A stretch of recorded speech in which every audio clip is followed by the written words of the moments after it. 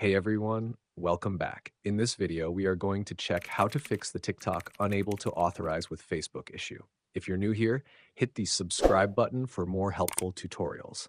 I'll show you some simple steps to fix this problem easily. Let's get started. Step 1. Make sure you have a stable internet connection. You can use Wi-Fi or mobile data, but the connection must be active. Step 2.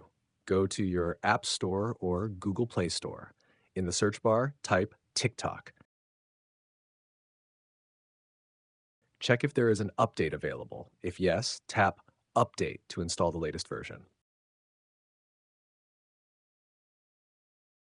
Step 3. Now search for Facebook in the App Store or Play Store.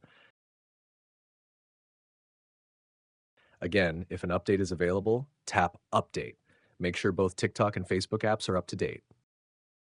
Step 4. Open the Facebook app. Log in to your Facebook account.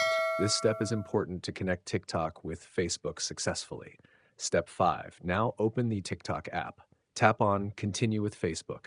Then tap Continue again when prompted. If it asks to open Facebook, tap Open. Wait for a few seconds.